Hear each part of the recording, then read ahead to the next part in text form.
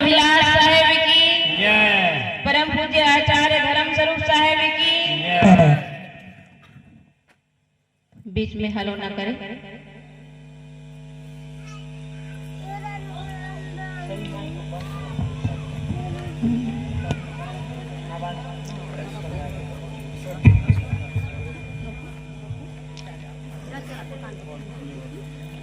कबीर नामं परमं पुनीतं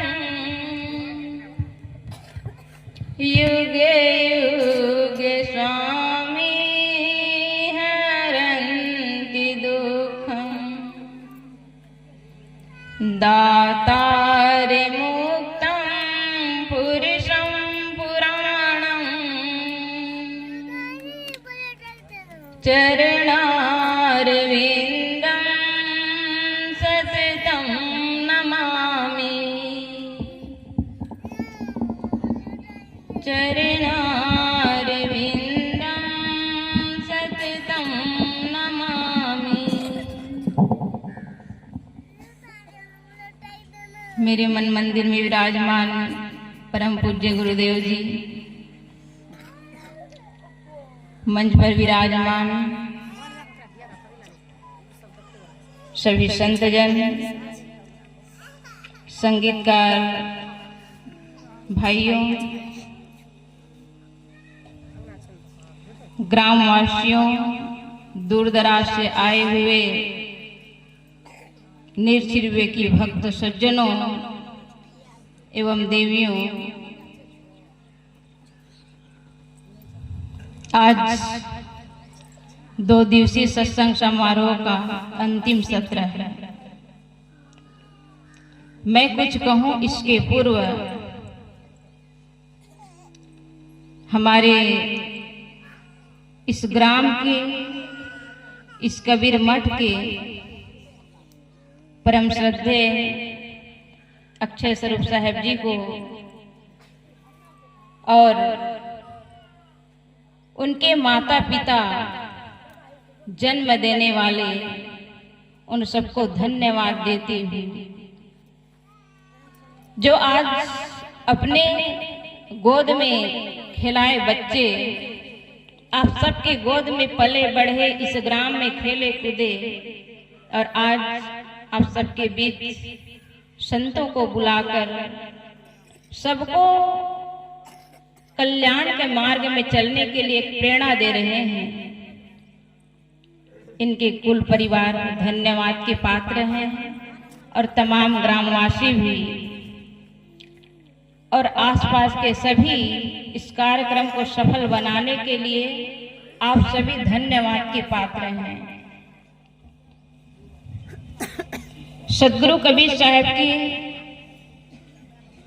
विचारों पर कुछ निवेदन।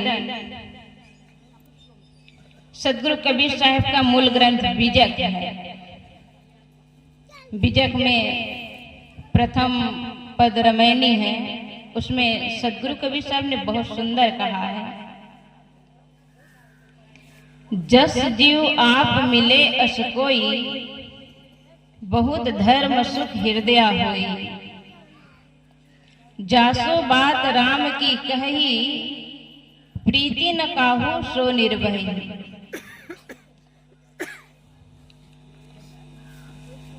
साहब कहते हैं, जस जीव आप मिले अस कोई, जैसा मेरा जीव है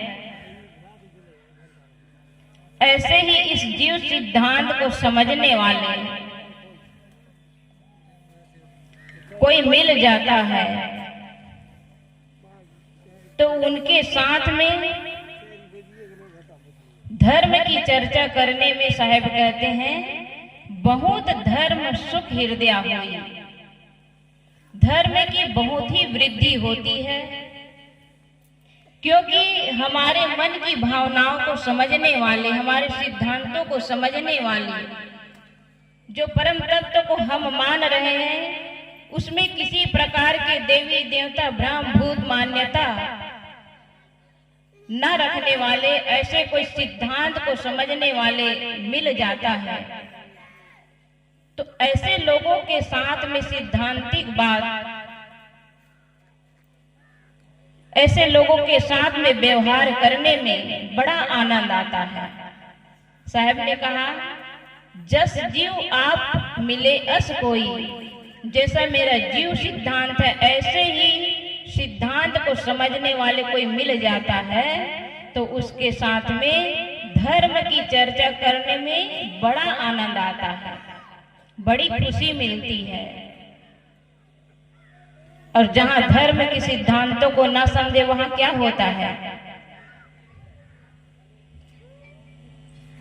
दो विद्वानों के बीच में अगर वार्तालाप होगी तो वहां संवाद होता है, लेकिन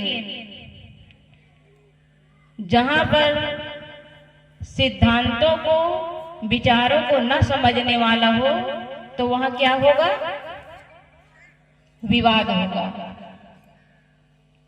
इसलिए कहा जाता है, ज्ञानी मारे ज्ञान से, ज्ञानी मारे ज्ञान से अंग अंग भिद जाए, मूर्ख मारे लाठी से मूड कान फूट जाए। ज्ञानी जो होते हैं वह ज्ञान की जब चर्चा करते हैं तो हमारे अंग अंग प्रफुल्लित हो जाता है, क्योंकि वहां पर इस जीव को समझने का और इस जीवन को कल्याण करने का प्रेरणा मिलती है। लेकिन जहां ना समझ हो वहां पर कहते हैं, जो ना समझ हो उसके सामने किसी भी प्रकार चर्चा करना नहीं चाहिए। साहब कहते हैं, जीव ही शिव है, जीव ही शिव है। आज शिव के पूजा करने वाले हमारी माताएं हैं, शिव की पूजा करते हैं। शिव की पूजा करने वाले असली पुजारी हैं या जीव की पूजा करने वाले असली पुजारी हैं? जो शिव की पूजा कर रहे हैं वह शिव की पूजा करने वाले, काली और भवानी की पूजा करने वाले, दुर्गा देवी की पूजा करने वाले पूजा करते हैं, लेकिन काली और भवानी के नाम पे जीवों की हत्या करते हैं।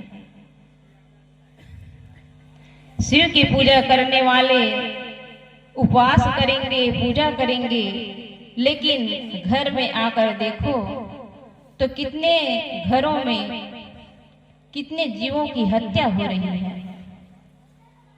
सदगुरु कबीर साहब ने कहा है, दिन को रहत है रोजा, रात हनत है गाय। दिन को रोजा रहते हैं और रात में हत्या करते हैं। क्या उसका रोजा रहना, उपवास रहना सार्थक है? सार्थक वहां नहीं है। आप उपवास करिए लेकिन किसी जीव की हत्या नहीं करिए। आज तक ऐसी कोई मां नहीं होगी जो अपने बच्चों की हत्या करे, लेकिन वो कैसी काली भवानी दुर्गा चंडी है जो किसी जीव की हत्या करते हैं? हत्या करने वाले क्या वह देवी है? धर्म के नाम पर कितने जीवों की बलि दी जा रही है। क्या पूजा करना, हवन करना, तर्पण करना सार्थक है? जीव के पुजारी सच्चे सद्गुरु की पूजा करते हैं, पूरे मानव समाज की पूजा करते हैं। सभी जीवों में वह देव देखता है, सभी प्राणियों में वह शिव को देखता है। जो सभी प्राणियों में शिव को, भगवान को देखने वाले होंगे, वह किसी भी जीव को हत्या नहीं करेंगे, क्योंकि वो हर घट घट में उस भगवान को देख रहे हैं। जो हर घट घट में भगवान देख रहे हैं वह असली पुजारी है।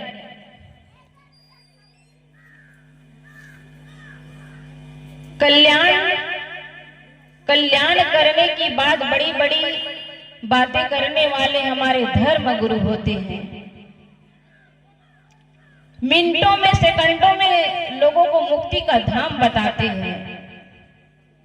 और हमारी माताएं किसी बच्चे को कहीं बीमार हो गया, कोई किसी प्रकार कोई संकट आ गई तो ओझा के पास दौड़ जाती है। क्यों जाती है? घर की सुख और शांति के लिए। चाहे आप लोग कितना भी पूजा पाठ और किसी भी ओझा के पास जाइए, कोई सुख और शांति देने वाला नहीं है। हम अपने कर्मों से सुख और दुख को, हानि और लाभ के गर्त में जाते हैं। हमें लगता है कि संसार के लोग दुख दे रहे हैं, लेकिन संसार के लोग कोई हमें दुखी नहीं कर सकता है। यदि हम दुखी होना ना चाहें तो कोई हमें दुखी नहीं कर सकता है। और कल्याण के अधिकारी केवल पुजारी ही नहीं है। कल्याण का अधिकारी कौन है? कल्याण का अधिकारी पंडित है, राजा महाराजा है, डॉक्टर प्रोफेसर इंजीनियर है। कल्याण का अधिकारी कौन है? कल्याण का अधिकारी चाहे वह नर हो या नारी,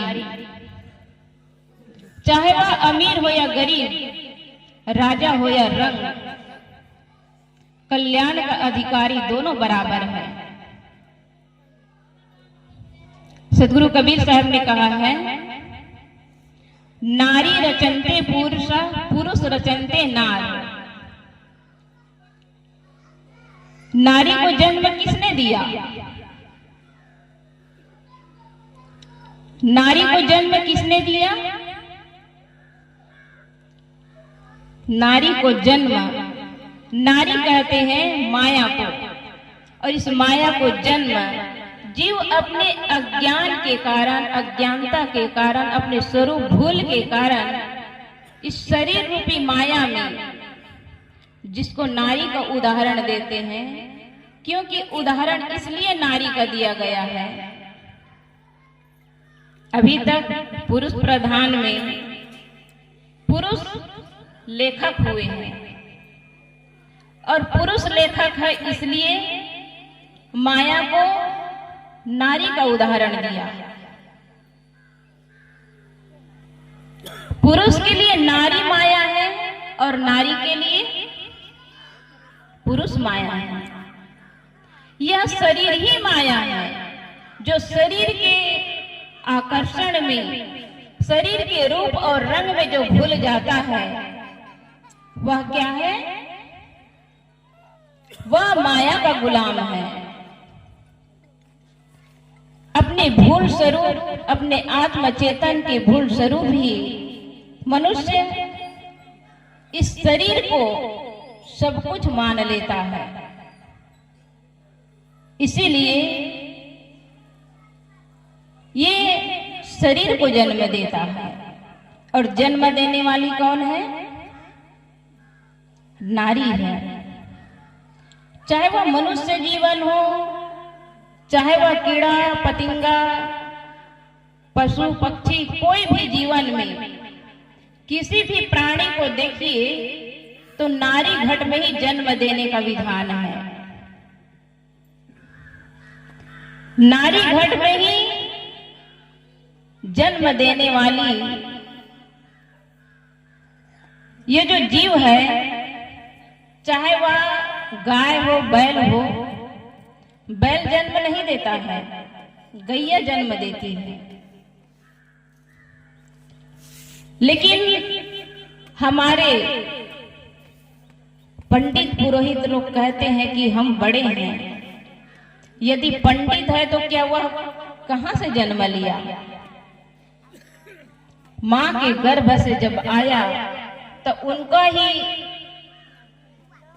द्वार एक ही है, कोई मुख से पैदा नहीं लिया है जो अपने को ब्राह्मण कह सके। मनुष्य बैठ जाइए माता जी।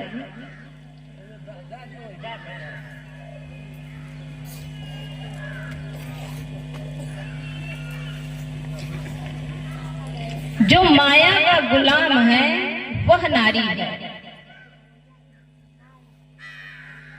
जो माया का गुलाम है वह नारी है। जो अपने पुरुष को पहचान लेता है, पुरुष कौन है? पुरुष अपनी आत्मा है। लेकिन उस पुरुष को पहचानने वाला बहुत कम लोग हैं। साहब कहते हैं, जासु बात राम की कही, प्रीति न काहू सो निर्वही। जिससे मैं उस अविनाशी राम की बात कहता हूं, लोग सुनते तो हैं, उस अविनाशी तक समझे, लेकिन उसे नहीं समझने के कारण हम बाहर ढूंढते हैं। और बाहर कहां कहां ढूंढते हैं? कहीं नदियों में, पहाड़ों में, और जाते हैं मेला में। मेला में जाकर हम चाहते हैं कि हम जितना भी पाप किए हैं वो सारा पाप मेला में जाकर धो देंगे। मेला से तन का मैल धुलेगा नहीं, तन में मैल और जमेगा। अभी हम कहाँ गए थे? सोनपुर मेला। इतनी गंदगी थी, माताएं लोग कुछ लोग गई थी, बता रही थी कपड़ा इतना गंदा हो गया है कि वहां नहा के आने के बाद आश्रम में धुलाई किया, वहां से नहा के आकर के यहाँ आके फिर स्नान की।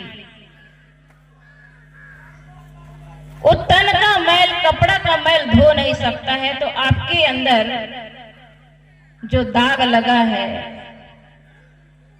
जो कमियों का, बुराइयों का, उस दाग कैसे छूटेगा? दाग छुड़ाना है तो सत्संग में आइए, सत्संग का गोता लगाइए। इस सत्संग हमारे मन के मैल को धोने का काम करता है। लेकिन हम लोग जाते हैं मंदिरों में, पूजा करते हैं, लेकिन वहां जा करके हमें शांति नहीं मिलती है। एक माँ जो बचपन से इतना पूजा करती आई थी, उनके सप्ताह में 1-2 दिन ही ठीक से भोजन कर पाती थी। सप्ताह में सिर्फ वो 2 दिन भोजन कर पाती थी, बाकी दिन उपवास करती थी। इतना उसका शरीर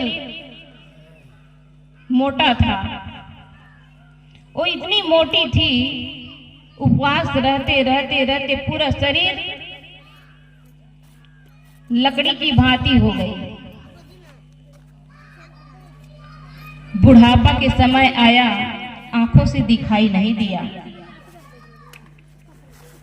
उनके बेटे बाहर थे, उनके लिए भोजन बना के खिलाने वाली रख दी, लेकिन वह उपवास करना नहीं छोड़ी। यदि उपवास से कुछ शरीर को भी स्वास्थ्य लाभ हो तो भी ठीक है, कभी कभी करना चाहिए, लेकिन उद्देश्य हमारा कैसा होना चाहिए? पेट में अगर गड़बड़ी है, हम दोपहर में ज्यादा खाए तो शाम को मत खाइए, ये हुआ उपवास। और असली उपवास, उप मतलब निकट, वास मतलब बैठना, जो हमारे घर के पूरे सदस्य एक साथ बैठ करके भोजन करे, वह है उपवास। आज तो देखते हैं पिता कहीं किसी समय भोजन कर रहे हैं, बच्चे कहीं और कर रहे हैं, कहीं होटल में कर रहे हैं। साथ भोजन करने का भी सिस्टम खत्म। एक साथ भोजन करिए और दिन भर में जो काम करना है उसका एक दूसरे का विचार सुनिए। लेकिन आज ऐसा नहीं रह गया है। हम पूजा तो करते हैं किसकी? उस देवी और देवता की। तीर्थ करते हैं किसकी? जहां पे पंडित पुरोहित ने बता दिया। अगर पूजा करना है तो सुबह उठ करके माता पिता का पूजा करिए। हमने कितने घरों में देखा है, प्रातः उठ करके माता पिता के फोटो के सामने कितने भक्त हैं जो अपने माता पिता इस दुनिया से चले गए हैं, उनके फोटो के सामने वो लोग अगरबत्ती घुमाते हैं, फूल चढ़ाते हैं और उनके सामने ध्यान भी करते हैं। और केवल इतना ही नहीं, जो भी आएंगे उन सबको भी यही कहेंगे कि पूजा करिए। यदि उस बच्चे से पूछा जाए कि जीते जी आपने कितने दिन तक अपने माता पिता का पूजा किए हैं, लेकिन हर माता पिता क्या चाहते हैं? हमारा बच्चा हमारा सम्मान करे, हमें पूज्य माने। लेकिन आप सबको भी, जो पिता है उसको भी समझना होगा, जो माताएं हैं उसको भी समझना होगा कि हम क्या पूजने के योग्य हमारा कार्य है, पूजने के योग्य हमारा व्यवहार है। सुबह उठ करके बच्चा आपके सामने अगर शीश झुकाता है तो क्या आप आशीर्वाद देने लायक होते हैं? मुंह में भरेंगे गुटखा और आप बच्चे को आशीर्वाद देंगे, वह बच्चा क्या सीखेगा? जब बच्चा सोने जाते हैं तो अपने माता पिता के पास चरण स्पर्श करते हैं। पिता पिया है शराब और शराब पी करके सोया है, क्या वो आशीर्वाद देगा? हमारे ऐसे धर्म मंच में बैठे हुए कितने वक्ता बोलते हैं कि घर को स्वर्ग और नर्क बनाने वाली सिर्फ माताएं हैं, देवियां हैं। मैं कहती हूं, यदि माताएं स्वर्ग और नर्क बनाने वाली है तो क्या हमारे भाई है, हमारे बच्चे हैं, हमारे पिता हैं, ये सब घर में या बाहर में मांस खाते हैं, शराब पीते हैं, जुआ खेलते हैं और घर में आकर के पूरे घर को नरक बनाते हैं या स्वर्ग? क्या बनाते हैं? जब माताएं स्वर्ग और नरक बनाने वाली है तो आप लोग शराब और दुनिया भर के नशीली पदार्थ पी करके आते हैं, तो क्या घर को स्वर्ग बनाते हैं?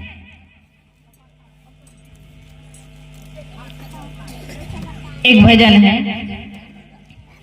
नशा न करना मान ले कहना, प्यारे भाई बहना होगी बड़ी खराबी।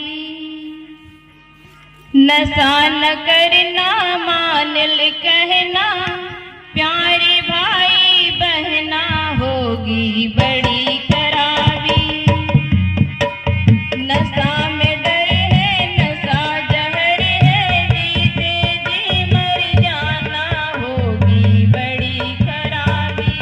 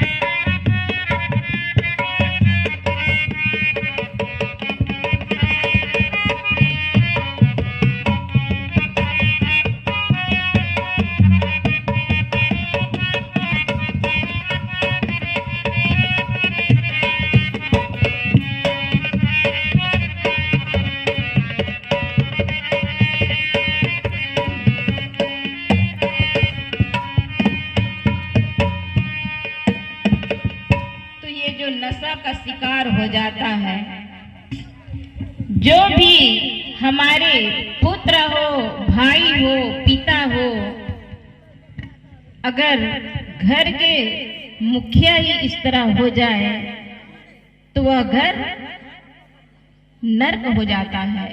माताओं के गहने बिक जाती है, मकान बिक जाता है। और हम सब क्या कहते हैं? घर को नर्क बनाने वाली माँ, घर को स्वर्ग बनाने वाली माँ यदि घर को नर्क बनाती तो कितना सहती है। कितने माताएं हैं जो पति के इतना मार पीट, गाली गलौज सब कुछ सहती है। मैं कहती हूँ इन माताओं को इतना सहने की जरूरत नहीं है, क्योंकि जो काम हमारे पुरुष भाई कर सकते हैं वही काम आप भी कर सकते हैं। आप और उनमें कोई फर्क नहीं है। बस मर्यादा इतनी है कि जहां हम रहते हैं, हम नारियां हैं तो नारी अपने दायरे में रहे। कहीं अगर हमको जाना है, अगर रात्रि है तो पुरुष कहीं भी सो सकता है, और हम लोग को एक घेरा चाहिए, और वह घेरा नारियों के बीच हो, परिवार के बीच हो, जहां पे माताएं हो। हम मर्यादा में अगर रहेंगे तो हमारा कोई बिगाड़ नहीं कर सकता है। आज साधु और साध्वी एक साथ रहे, यही पतन का गर्त में जा रहे हैं। पतन के गर्त में जाने का मेन कारण है कि संग दोष। हम ये नहीं कहते हैं कि नारी और पुरुष शरीर है तो शरीर के भाव से हट जाइए। शरीर के भाव से हटते हुए भी इस शरीर का, विजाति घट का जो आकर्षण है, उस आकर्षण को मिटाने के लिए हमें अपना अपना स्थान अलग रखना चाहिए।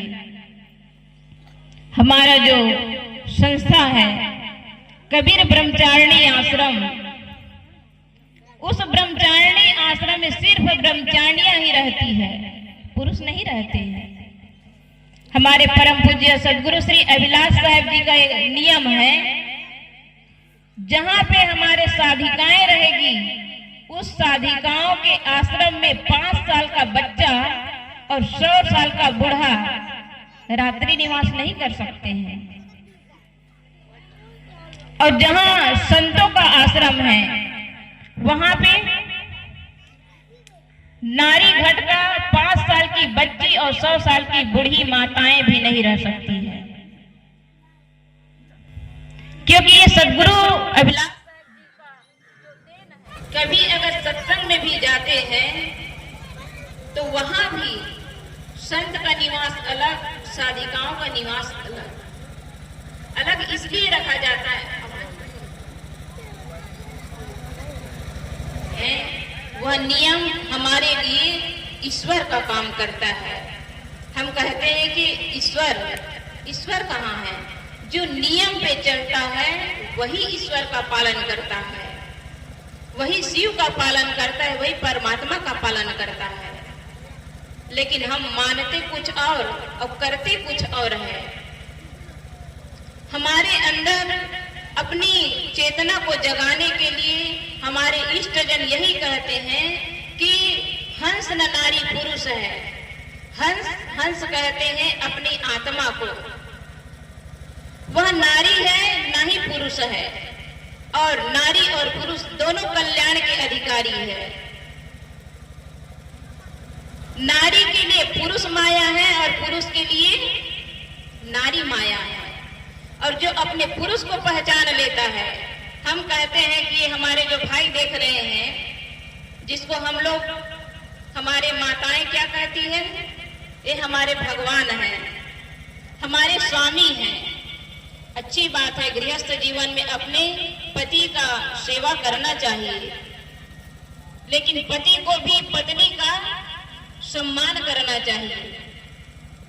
लेकिन जितना ही हमारी माताएं उनको पति का, भगवान का, स्वामी का दर्जा देते हैं, लेकिन ये जो स्वामी है, स्वामी कहलाने लायक होते हैं? स्वामी कहलाने लायक अगर हो गया तो उस घर के सारे के सदस्य स्वर्ग में जीता है, उनका घर स्वर्ग बन जाता है। लेकिन ऐसा नहीं होता है, थोड़े मन के प्रतिकूल हुआ तो घर में कोहराम मच जाता है। अभी हम आपके इस ग्राम में आ रहे थे, ट्रेन में एक माता बैठी जिनकी 3 संतानें थी। 3 संतान होते हुए भी वह अपने बच्चे को जो प्यार करती थी, जो लाड करती थी, एकदम चुप चुप के उसकी आंखों से आंसू बह ही रहा था। उनका पति आता था और वह भी बच्चों को खुल करके प्यार नहीं करता था। हमने उस माता से पूछा, ये बच्चे सब आपके हैं? तो कहे हाँ। हम कहे जा कहाँ रही हो? तो कहे ससुराल। अभी तक कहाँ थी? नैहर में। जब वह ससुराल जा रही है लेकिन पति से प्रेम से बात नहीं कर रही है, सीधा उसको देख भी नहीं रही है। अब सोचिए उनके बच्चे क्या सीखेंगे। उनकी जो बड़ी गुड़िया थी, उस गुड़िया को उनके पापा बेटा बेटा कहता था, लेकिन वो लड़की अजनबी की तरह अपने पिता की तरफ देखते थे। ऐसा लगता था कि वो अपने पापा को नहीं पहचान रही है, अजनबी की तरह। क्योंकि माता और पिता दोनों प्रेम से रहेंगे तो एक दूसरे का सम्मान करना सिखाएंगे।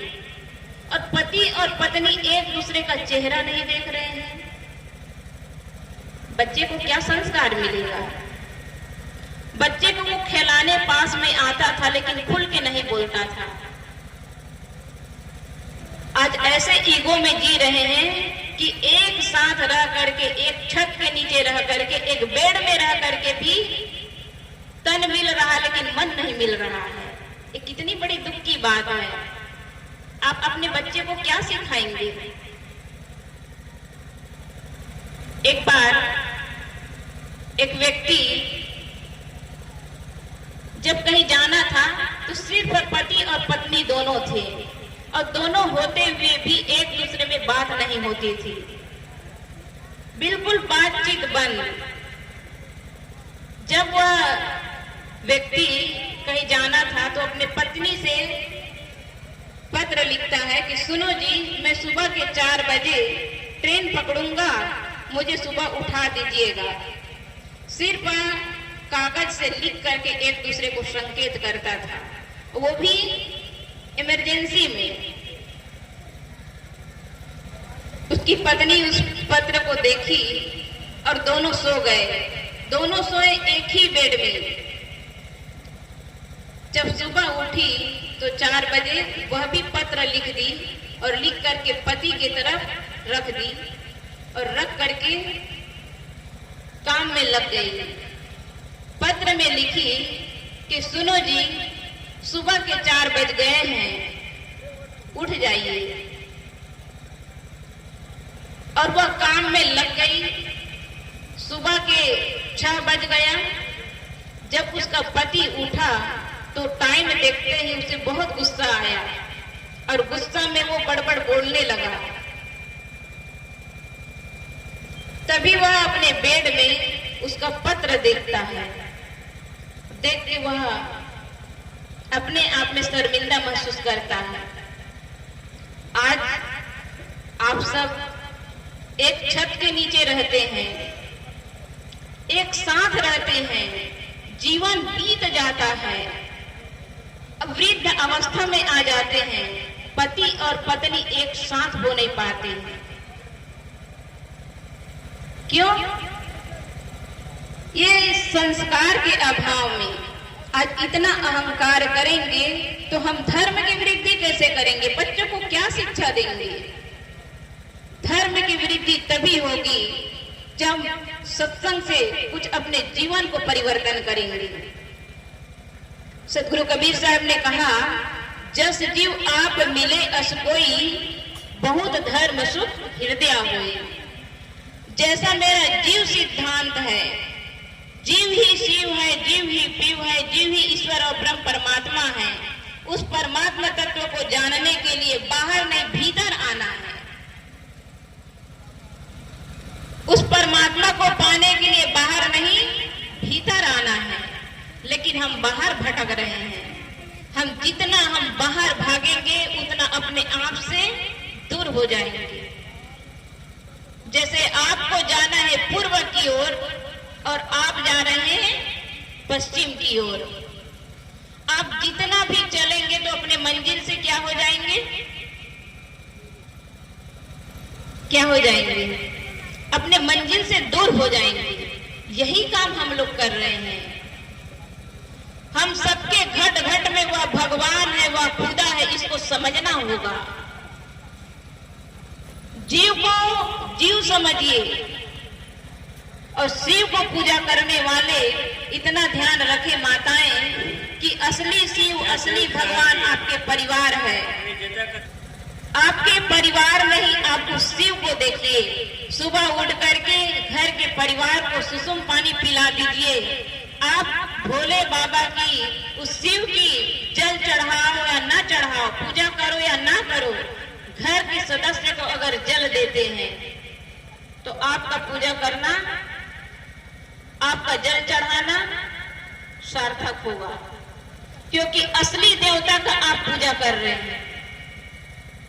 हमारी माताएं भ्रम और मान्यता से ऊपर उठ जाएं, क्योंकि माताओं में अधिक ही मान्यताएं होती है, कहीं भूत की, प्रेत की, टोना जादू की। लेकिन ये सब भ्रम मान्यता में कभी नहीं पड़ी है, क्योंकि जो ओझा के शिकार हो जाते हैं वो अपने आप को समझ नहीं पाते हैं। देख रहे हैं धूर्त ठगते हैं, धूर्त ठगते हैं और मूर्ख फंस जाते हैं। हम मूर्ख न बने, विवेकी बने और विवेकी बन करके अपने कर्मों को सुधार ले। और जहां भी संतों की सत्संग हो, संतों के सानिध्य में जाकर के सत्संग का लाभ ले। जो सत्संग में जुड़ गए उन सभी माता बहनों भाइयों से एक निवेदन है कि वो लोग कभी हाथ में अंगूठी न पहने। सत्संगी हो जाते हैं, दोनों हाथ में अंगूठी पहनते हैं और जब सोच जाते हैं तो उसी में सब कुछ कर लेते हैं। जब आटा भिगाएंगे तो क्या करेंगे? जब आटा भिगाते हैं, सोच से आए, ठीक से हाथ साफ नहीं किए, आटा भिगा दिए। इसलिए आप शुद्धता और सफाई पर कोई ना करे, लेकिन कम से कम सत्संग से जुड़े हुए, चाहे वो ऋषि महर्षि का हो, चाहे वो ओम शांति का हो, गायत्री वाले हो, जो भी मत पंथ संप्रदाय का हो, सभी धर्म से जुड़े हुए लोग हाथ में अंगूठी बिल्कुल ना पहने। पैर में क्या काला धागा, लाल धागा पहनते हैं। किसी के लाल काला पीला धागा पहनने से किसी का शनि गिरा नहीं हटेगा। शनि क्या है? शनि कुछ भी नहीं है। ये ब्रह्म मान्यता से ऊपर उठ जाइए। अगर कितना भी आप देवी देवता का पूजा कर लीजिए, लेकिन किसी के जीवन को बढ़ा नहीं सकते हैं। हमें जो जीवन मिला है, हमें जो समय मिला है, आप लाखों करोड़ों अरबों चाहे विश्व की संपत्ति लगा दीजिए, लेकिन विश्व की संपत्ति लगा करके किसी के एक सेकंड का अवधि नहीं बढ़ा सकते हैं। फिर आपके उपवास करने से क्या होगा?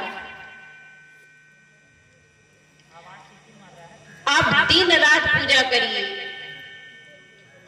दिन रात पूजा करके भी किसी के एक सेकंड अवधि नहीं बढ़ा सकते हैं, फिर पूजा करने से क्या होगा? हमारा समय 24 घंटा में 24 मिनट भी अगर हम अपने लिए निकाल लेते हैं तो ये मानव जीवन का पाना सार्थक हो जाएगा।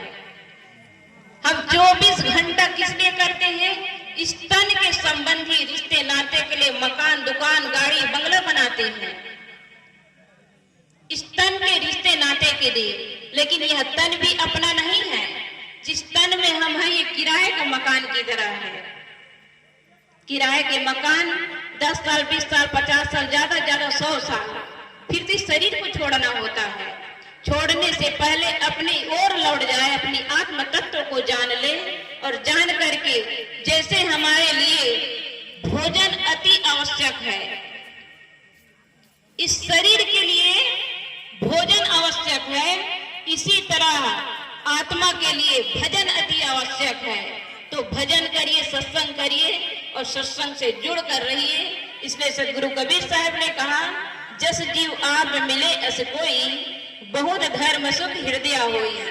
जैसे अपना जीव सिद्धांत है, इसको समझने वाले हो जाते हैं। जैसे आप लोग हैं, आप धर्म को समझ रहे हैं, तो ऐसे चर्चा करने से हृदय में सुख उत्पन्न होता है।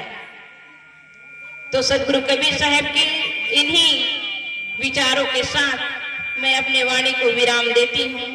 बोलिए सदगुरु कबीर साहब की, सदगुरु कबीर साहब की, सदगुरु अभिलाष साहब की।